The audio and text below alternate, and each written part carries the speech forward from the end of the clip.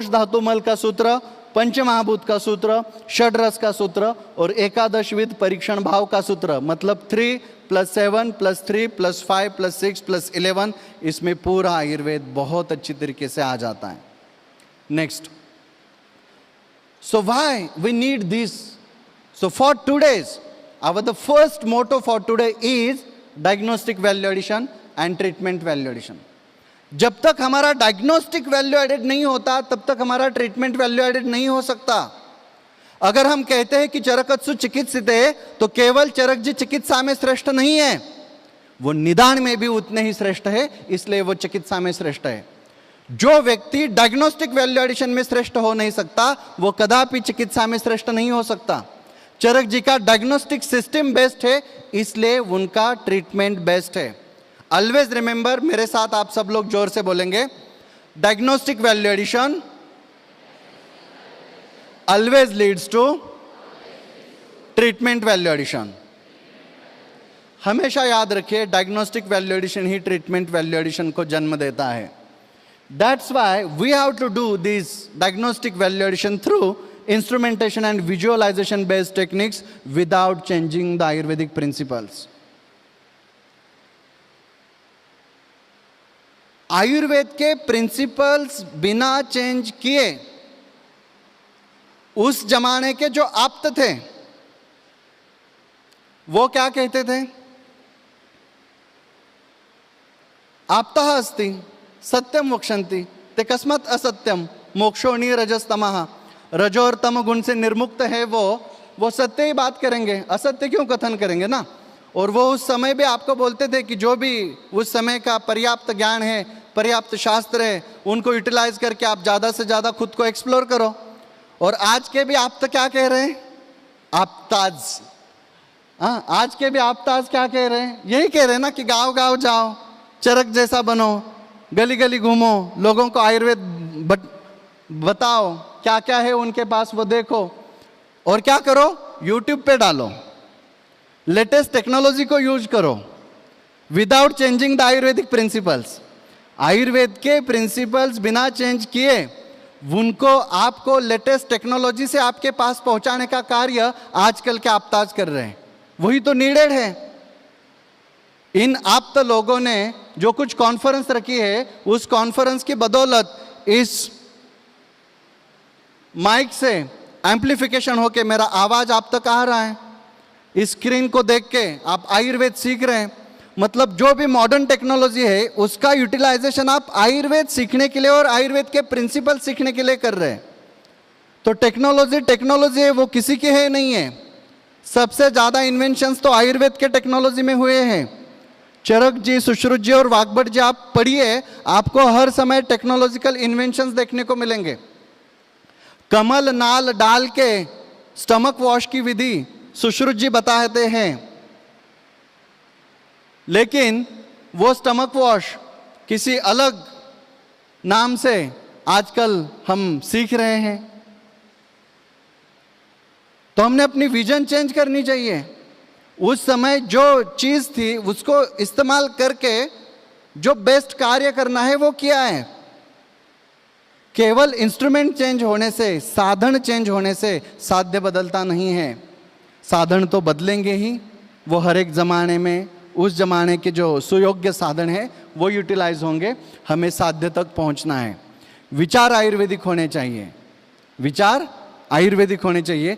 इसलिए हमने आयुर्वेद के सिद्धांतों को ध्यान में रख के just by doing the sutra vistar means decoding the code language of our granthas as per the need of current era, जो भी अभी की जरूरत है उस प्रकार से आपने ये लेना चाहिए। सभी के पास मोबाइल है, 2-4 गाने तो आप ऐसे ही सुनते हैं डेली। आयुर्वेद की पूरी संहिता कान में डालो, रोज कर्ण बस्ती ले लो सुबह सुबह, अच्छा कर्ण बस्ती आपके पूरे श्लोक कंठस्थ हो जाएंगे। अलग अलग श्लोक, आप जितने भी श्लोक कंठस्थ करना चाहते मोबाइल में डाल के रखो। मेरा व्याख्यान भी बोर हो गया तो वहां पे बैठ के कान में डालना, बस श्लोक कंठस्थ करना है।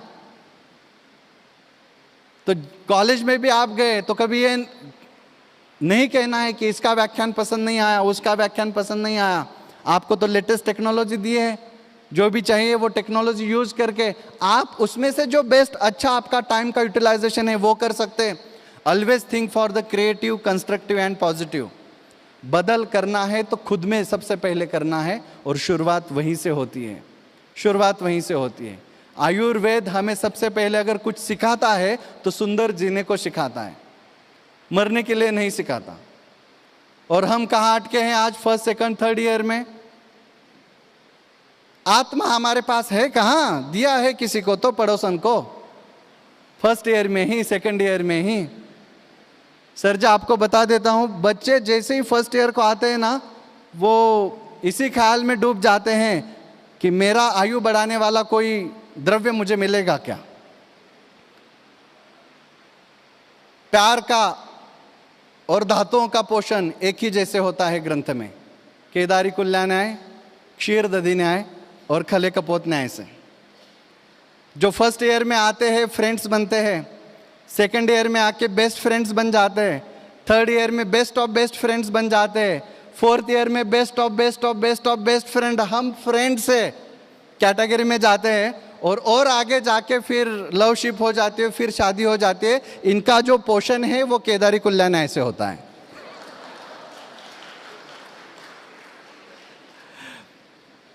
अब सेकंड ईयर में गए हैं और फर्स्ट ईयर में कोई फूल आ जाता है तो इनको लव एट फर्स्ट साइट होता है। इसको ग्रंथ में कहा गया है सर्वात्म परिणमन, मतलब जो भी आत्मा था पूरा का पूरा दे दिया उसी समय। कबीर सिंह ही बन गए, ये पूरा सर्वात्म परिणमन हो गया इनका। इसको कहते हैं सर क्षीर दधि न्याय। पूरा का पूरा जो क्षीर था वो पूरा के पूरे दधि में कन्वर्ट हो गया। डरो मत, जिनके लाइफ में दोनों न्याय आए नहीं है। 4.5 साल हो गए, एमडी भी खत्म होने को आई सर, लेकिन अभी तक ना केदारी कुल्या हुआ है ना क्षीर दधि हुआ है। उनके नसीब में ग्रंथकर्ताओं आगे का न्याय लिख के रखते हैं, खले कपोत न्याय। आपको एक भारत मैट्रिमोनी जैसा खल देखना है उसमें आपका बायोडाटा डाल के रखना है। पक्षी तो बैठे ही है, मेरे जैसा बायोडाटा कब आता है देखने के लिए, उठाते हैं और लेके चले जाते हैं। दुर्भाग्य की बात तो आजकल प्रोपोर्शन रेशो सर इतना चेंज हो गया है कि कुछ लोगों के नसीब में ना केदारी कुल्या न्याय है, ना क्षीर दधि न्याय है, ना खले कपोत न्याय है, उपस्नेहन न्याय से ही काम चला रहे हैं। कुछ रखा नहीं है आयुर्वेद में। प्यार का अगर पूरा ग्रंथोक्त वर्णन आपको पढ़ना है तो आप सुश्रुत संहिता पढ़िए, स्नेह विधि को समझिए। स्नेह इतना जबरदस्त वर्णन किया है। क्या आपको पता है कि सुश्रुत जी 3 प्रकार का प्रीति वर्णन करते हैं? अस्थि प्रीति, मज्जा प्रीति और शुक्र प्रीति। सुश्रुत जी बताते हैं अस्थि प्रीति जो है वो पिता समान है, पिता समान है, कनखर होती है। प्यार तो करते हैं लेकिन थोड़ा सा कनखर होते हैं, कठिन होता है, गुरु होता है। मज्जा प्रीति जो होती है वो माता समान होती है, गुरु समान होती है। प्यार भी वो करते हैं लेकिन स्नेह भाव भी उसमें और अधिक है। और शुक्र प्रीति जो होती है वो तो आप सब लोग जानते ही हैं। स्नेह का जो परिणमन है, लेकिन फर्स्ट ईयर को जैसे ही हम आते हैं हमारे पास क्रिया शारीर के डिपार्टमेंट में एक बोन सामने रखा जाता है और प्रश्न पूछा जाता है कि धातु पहचानिए और गुण लिखिए। हम धातु लिखते हैं अस्थि और गुण लिखते हैं रुक्ष। मरा हुआ अस्थि क्या देखते हो? जीवंत अस्थि देखो।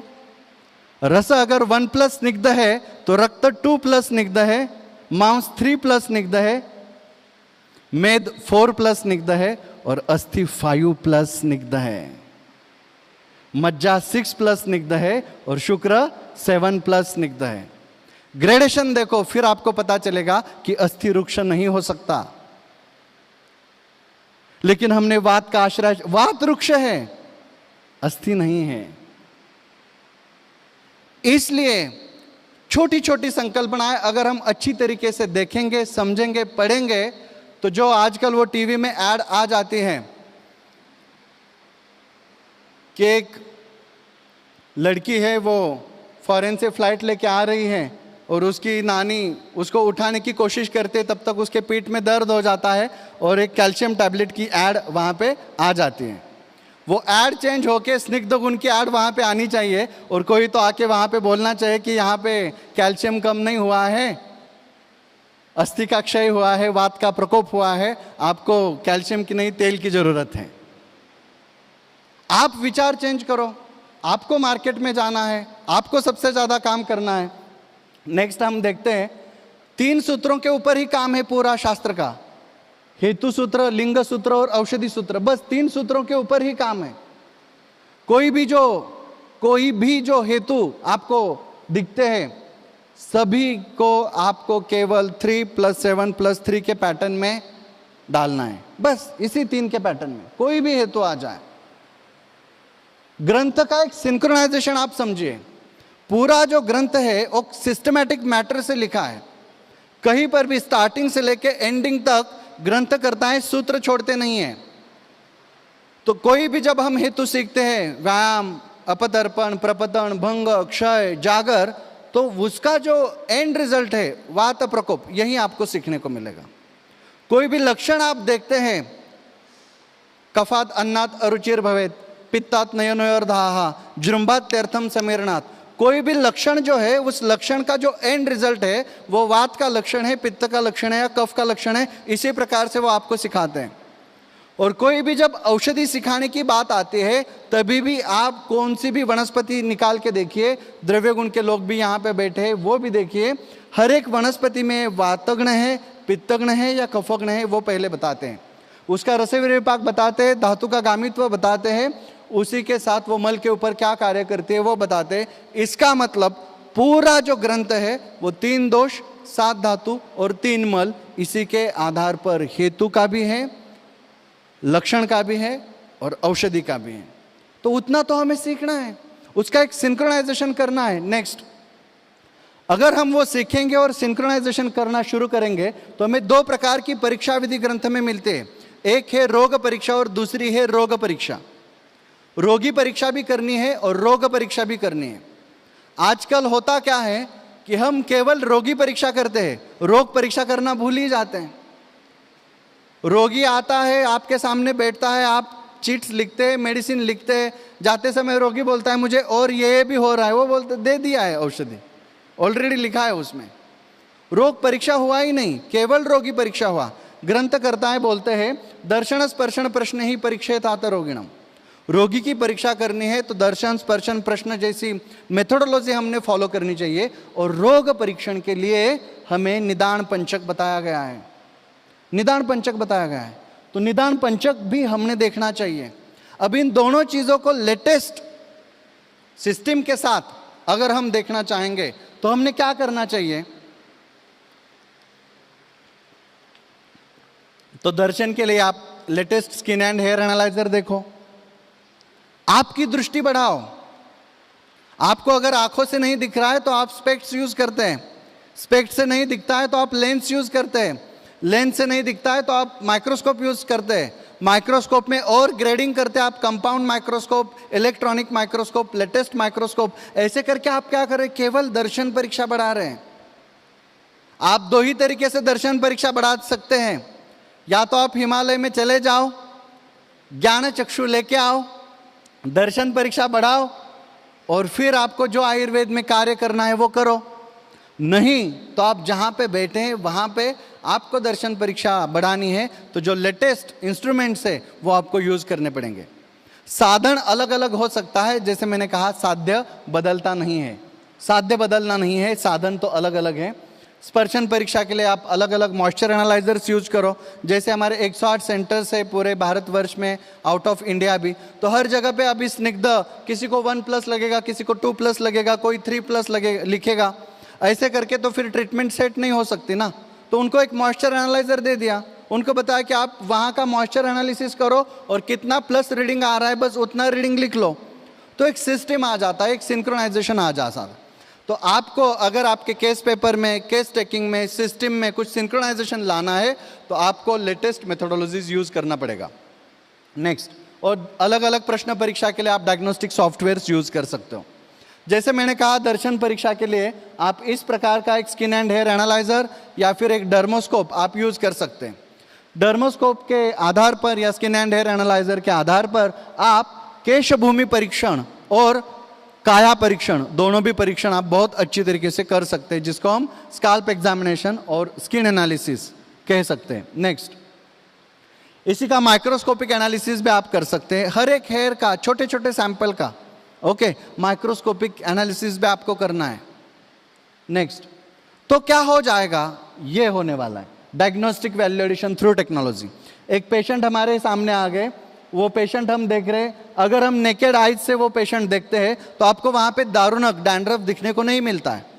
पेशेंट कंप्लेन करता है कि केवल खालित्य है, बाल गिर रहे हैं, तो आपका निदान हो गया खालित्य। ग्रंथ में तो 5 ही व्याधि है, खालित्य, पालित्य, दारुणक, अरुंचिका और इंद्रलुप्त। तो 5 में से एक निदान आपका हो गया, आपने निदान किया खालित्य।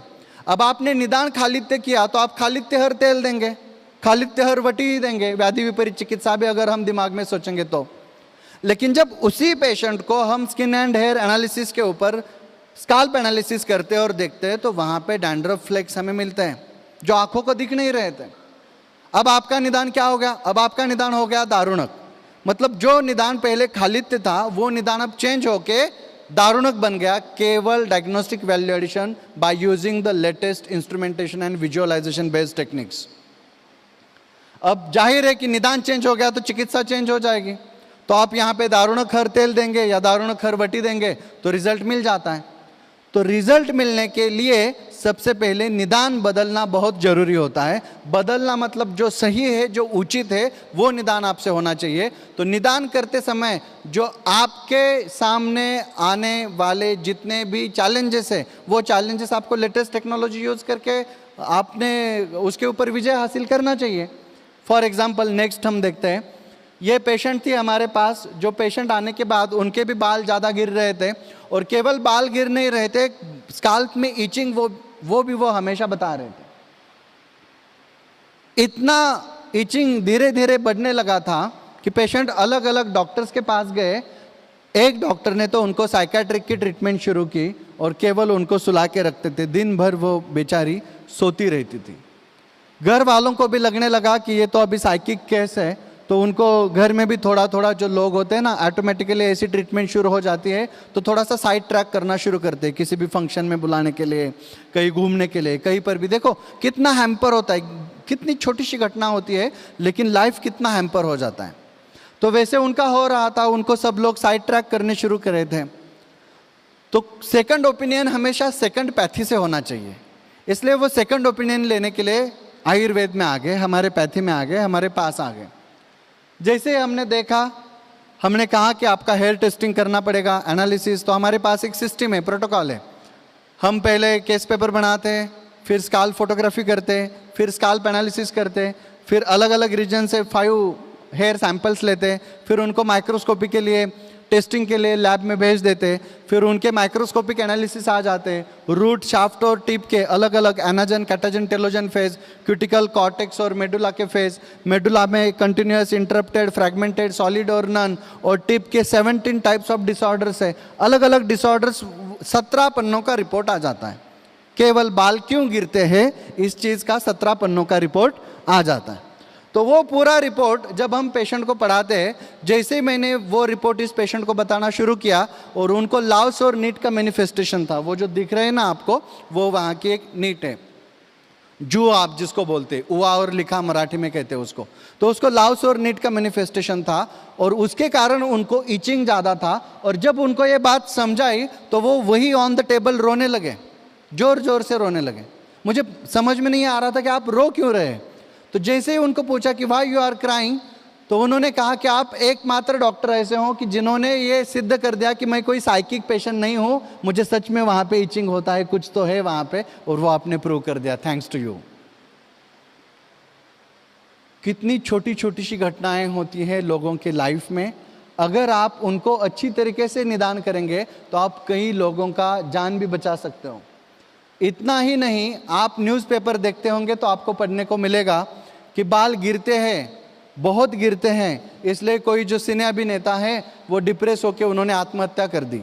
बाला नाम का पिक्चर भी आपने देखा होगा, केवल हेयर फॉल के कारण फ्रस्ट्रेट होके पूरा मूवी $1 बिलियन का मूवी बन सकता है। आप सोचो, इसके ऊपर आप सोचो, इतना स्कोप है, इतना स्कोप है कि क्या बताऊं सर। मेरा ऐसे ही एक जगह पे धूले में व्याख्यान चल रहा था, पूरा व्याख्यान खत्म होने के बाद 2 महिलाएं बैठी थी मुझे मिलने के लिए। उसमें से एक महिला थोड़ा सा हिम्मत जुटा के मेरे पास आ गई, बोले कि सर हमें आपसे प्राइवेट में कुछ बात करना है। मैंने कहा क्या बात है? बोले तो व्यासपीठ पे तो सब मान्यवर थे, उनको छोड़ के तो जा नहीं सकता था। तो बोले आपका आराम से होने दो, मैं वहाँ पे वेट कर लूँगी, लेकिन मुझे आपको अकेले में ही बात करना है। हमने कहा ठीक है। 5-10 मिनट हो गए, आधा घंटा हो गया, वो भी जाने को तैयार नहीं है, व्यासपीठ भी खाली नहीं हो रहा था। जैसे ही व्यासपीठ खाली हो गया, अब इतने देर से रुके, तो मैं उनके पास गया, बोले माता जी आपका क्या प्रश्न है? वो बोले नहीं, अभी आपने बताया था कि आपके पास हेयर टेस्टिंग होता है। मैंने कहा हाँ होता है। नहीं, आप बोले थे वो माइक्रोस्कोपिक एनालिसिस वगैरह भी आप करते हैं। मैंने कहा हाँ करते हैं। आपका प्रॉब्लम क्या है बताइए। नहीं, आजकल ना हमारे जो वो है, मतलब उनके हस्बैंड, उनके शर्ट के ऊपर 2-4 अलग केस आते हैं, आप वो बाल जरा परीक्षण करके बताएंगे किसके होते हैं? आप फील्ड का स्कोप देखिए कितना है। 3 बार पुणे आयुक्तालय का बेस्ट अवार्ड हमें मिला है, आप स्कोप देखिए कितना है। ओके, क्राइम से लेके सब जगह पे इसके ऊपर। कोल्हापुर की एक किस्सा है, मैं कोल्हापुर की ओपीडी में बैठा था, जो स्टूडेंट साथ में उनको पता है, एक लाल दिए की गाड़ी आ गई, बहुत बड़ी 4 व्हीलर, आगे 2-4 गाड़ियाँ, पीछे 2-4 गाड़ियाँ। मुझे मेरा पूरा एनालिसिस ये वो सिस्टम सब लेके एकदम उठाया और गाड़ी में डाल दिया। मुझे ऐसा फीलिंग हो रहा था कि मुझे किडनैप ही करके लेके जा रहे हैं। फीलिंग तो किडनैप जैसा था, लेकिन अच्छा लगता था क्योंकि बच्चे स्टूडेंट भी साथ में थे, उनको भी देखने को मिल रहा था कि वीआईपी जैसी ट्रीटमेंट चल रही है। आगे 2 गाड़ियाँ, पीछे 2 गाड़ियाँ, 2-4 लोग 2 व्हीलर पे, बीच में लाल बत्ती की गाड़ी है और लेके जा रहे। एक बहुत बड़े मंत्री के घर हम पहुँच गए। जैसे घर पहुँच गए, मुझे लगा कि वाह कितना शानदार घर है, अच्छा है। एक वॉल के ऊपर पूरी ट्रॉफी की ट्रॉफियाँ थी, पूरी ट्रॉफियाँ थी। मैं बहुत प्रसन्न हो गया कि चलो कोई तो इंटेलेक्चुअल अच्छे लोगों के साथ आज मुलाकात हो जाएगी, वार्तालाप हो जाएगा। तो ऊपर से एक राजबिंडा पुरुष धीरे धीरे चल के आ गया, तो मुझे लगा बहुत अच्छा है, इनसे अभी आज मुलाकात हो जाएगी। तो मैंने उनको कॉन्ग्रेचुलेट कहा, आप बात को कहीं से तो शुरुआत करनी है ना, कि कॉन्ग्रेचुलेशंस आपको इतनी ट्रॉफियाँ मिली है। वो बोले नहीं नहीं वो मेरी नहीं है। मैं थोड़ा सा नाराज हो गया, बैठ गया। वो भी आ गए, बैठ गए। फिर उनकी सुविद्य पत्नी आ गई, वो भी बहुत सुंदर थी, मुझे लगा इनकी ट्रॉफियाँ होंगी। मैंने उनको कॉन्ग्रेचुलेट कहा, उन्होंने भी कहा ये मेरी ट्रॉफियाँ नहीं है, आप बैठ लीजिए। बैठ गया। अब मैं और उदास हो गया, मुझे पता नहीं चल रहा है कि ये हो क्या रहा है, क्यों बुलाया है बताया नहीं जा रहा है, इतनी ट्रॉफी है उसके बारे में कोई जवाब नहीं दे रहा है। लोग तो आ रहे, चाय पान हो गया, स्वागत सत्कार अच्छे से हो गया, लेकिन है क्या, बुलाया क्यों है वो पता नहीं। फिर मैंने थोड़ा हिम्मत लेके उनको पूछा कि सर जी मुझे बुलाया किस लिए? वो बोले अभी 2 मिनट बस रुकिए। तब तक वो आवाज़ देते हैं, उनका जो डॉगी था जो घूमने चला गया था वो आ जाता है। वो बोलते हैं सभी ट्रॉफियाँ इस डॉगी की हैं, बस इसमें एक ट्रॉफी मिसिंग है। जब भी वो वॉक करने रैंप पे उतरता है तो उसके बाल गिरते हैं। हमने बहुत सुना है आपके बारे में, आप केशा आयुर्वेद के डॉक्टर हैं, आप बस इसके बाल रुकवाना बंद करवा दीजिए और यही आपका काम है। आपको पता है that was the first dog hair sample collected in Kesha Ayurveda lab. Scope देखिए आप, स्कोप देखिए कितना स्कोप है, कितनी फील्ड में स्कोप है। जो भी यहाँ पे पेट लवर्स है वो जानते होंगे, अपने बच्चे से ज़्यादा प्यार करते हैं उसको, इतना उसको संभालते हैं, इतना उसके ऊपर खर्चा करते हैं। 2,500-3 हज़ार की टेस्टिंग खुद के लिए नहीं करेंगे, लेकिन उसके लिए जरूर करेंगे। ऐसे एक कपल मेरे पास आया था लोहगांव से, बहुत ही अच्छा कपल था, लेकिन लोहगांव में वो गुंटा मंत्री जैसा एक माहौल होता है, मतलब जिसकी ज़मीन ज़्यादा होती है वो 2-4 एकड़ ज़मीन फूंक देता है, बहुत पैसा आता है, बहुत बड़ी कार लेता है, सोना लेता है, पहनता है और घूमता है। ऐसा वो हस्बैंड थे और उनके साथ नो डाउट उनकी सुविद्य सुंदर पत्नी थी। जैसे ही क्लिनिक में एंट्री किए उन्होंने कुछ तो मुंह में यहाँ पे था, वो सब यहाँ पे शिफ्ट किया और मुझे बस बताया कि ये मेरी पत्नी है, इनके बाल गिरते हैं। उनको बताया कि हेयर के स्पेशलिस्ट डॉक्टर हैं, डॉक्टर पाटनकर हैं, अब आप दोनों जो बात करना है वो कीजिए। मैं प्रश्न पूछता चला गया, वो आंसर बताते चले गए। तो मैंने उनको पूरा सिस्टम समझाया कि एक हमारा केश आयुर्वेद का अलग डिपार्टमेंट है, फोटोग्राफी होगा, एनालिसिस होगा, सैंपल कलेक्शन होगा, टेस्टिंग होगा, पूरा आधा घंटा हमें लगने वाला है, हम बहुत डिटेल में केस टेकिंग लेते हैं। वो अभी इतने दिन शांत थे, वो आपको जो जितना घंटा चाहिए वो ले लो, कोई टाइम की तो कोई गुंजाइश है ही नहीं, इसी कारण आए हैं। मुझे अच्छा लगा, थोड़ा सा मेरा भी कॉन्फिडेंस बढ़ने लगा था, नया नया क्लिनिक था। तो मैंने चार्जेस भी बताया कि सर इतने इतने चार्जेस होते हैं। अब वैसे तो उनको देख के चार्जेस बताने की ज़रूरत नहीं थी, लेकिन वो बोले कि आप पैसों की भी चिंता मत करो, बस बाल गिरना रुकने चाहिए। मुझे बहुत अच्छा लगा, मैंने उनके हमारे केश आयुर्वेद के डिपार्टमेंट में भेज दिया। तो वो पत्नी उठ गई और डिपार्टमेंट में टेस्टिंग के लिए चली गई। तो स्टाफ वहाँ पे टेस्टिंग कर रहा था। तो अब बैठे हैं, वीआईपी लोग हैं, कुछ तो बात करनी चाहिए, इसलिए मैंने बस वार्तालाप करना शुरू किया। नया नया क्लिनिक था, मैंने भी उनको कहा कि सर मुझे बहुत अच्छा लगा कि आपने इतने जल्दी टेस्टिंग के लिए हाँ कहा, इतनी फीस होते हैं वो भी आपने पेड करने के लिए आपने तैयार हो गए, बहुत अच्छा लगा मुझे, क्योंकि लोग इतने जल्दी तैयार होते नहीं हैं। तो जो भी कुछ इधर था वो अब किधर गया मुझे पता नहीं, लेकिन वो इतने अलग ही मुद्रा में उन्होंने मुझसे बात किया कि जो भी आपका मतलब ज्ञान है वो हमें मत दीजिए, कल खाना खाते समय हमारे प्लेट में एक भी बाल नहीं आना चाहिए।